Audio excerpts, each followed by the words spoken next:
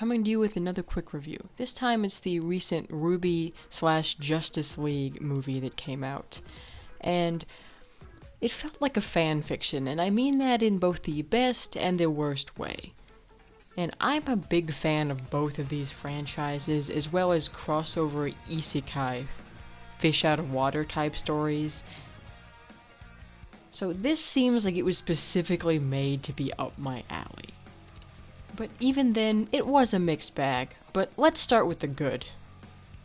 The first thing I like is that it is a really good mystery, with the characters trying to figure out what's happening around them and working together to figure it out.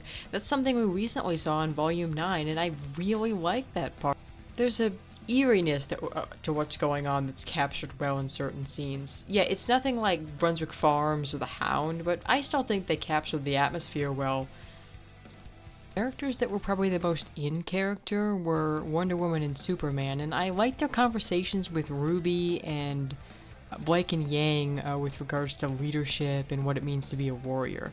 I like the overarching themes between the two franchises being talked about with the characters. And this is an actual crossover. They do take advantage of that. I was afraid this was going to be just a RWBY AU for the Justice League characters, or just DC inspired RWBY OCs, but no, they actually did take advantage of the crossover aspect with the characters interacting, and there is some funny / clever lampshading at each other's worlds along the way too.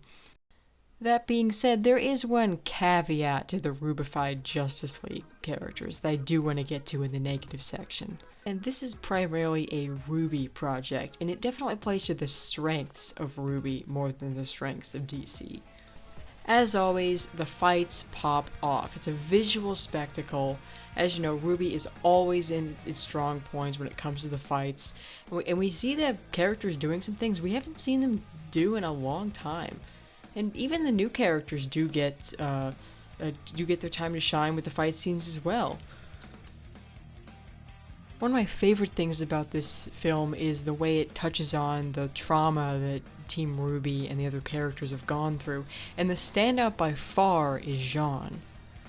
Him and Jessica are really great foils to one another because they both feel like they're worthless or the screw-up because they feel lost without something. Jean without Pyrrha and Jessica without her ring, and I like how they guide each other through the anxiety that they're going through.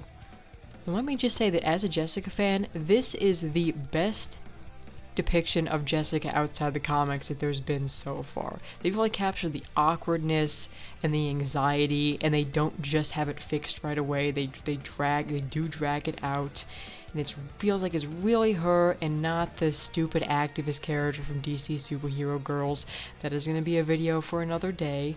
Or the version in Justice League Fatal 5 that was okay, but felt too brooding and sarcastic, and felt like she did too much of a 180 at the end there. So that was a lot of good, right? Well, yeah, there is a lot of enjoyable things, but there are also some problems I have with this film. So let's move on to the bad.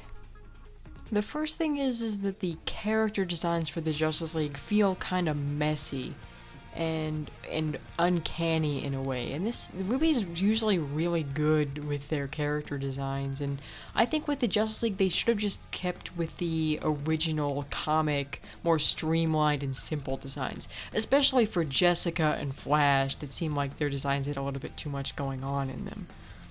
The whole plot point with the Justice League being turned into teenagers for forced conflict was really stupid in my opinion.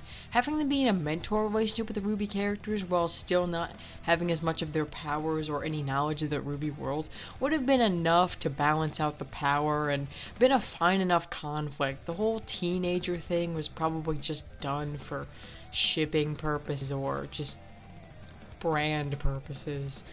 The teenager thing felt a little more natural with the characters that already had kind of an immature side, like Cyborg or Flash, or someone that didn't have as much experience like Jessica.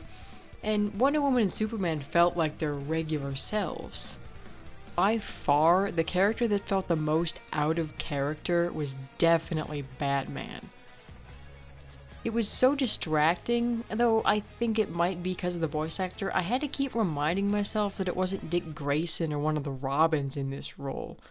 The whole thing with him considering staying on Remnant was really weird and came out of nowhere. I know they did this for brand recognition and having to use the most popular characters, but the young DC characters are right there. And it would have been really cool to see Team RWBY interact with the Titans or Young Justice. Another weird thing is the villain reveal. It was such a deep cut that even me, as an avid DC fan, didn't even recognize who it was. Since this is a part 1 of a film, I predict that we're going to have the RWBY characters going to the DC world in the next film, since considering the ending, we do still have to have more crossover stuff.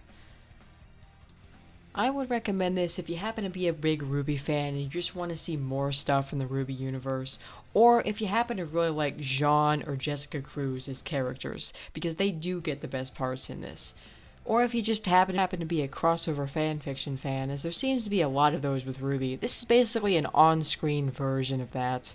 But if you're not either of those things, or you're just a DC fan, this probably isn't the film for you, and you can probably skip it. But if you're like me, this film scratched a good enough itch, and I think because it had so many of the things that I wanted to see in it despite its caveats, I think I'll give it a light 7 out of 10. Anyway, that was the video. Like and subscribe and tell me what you think I should review next.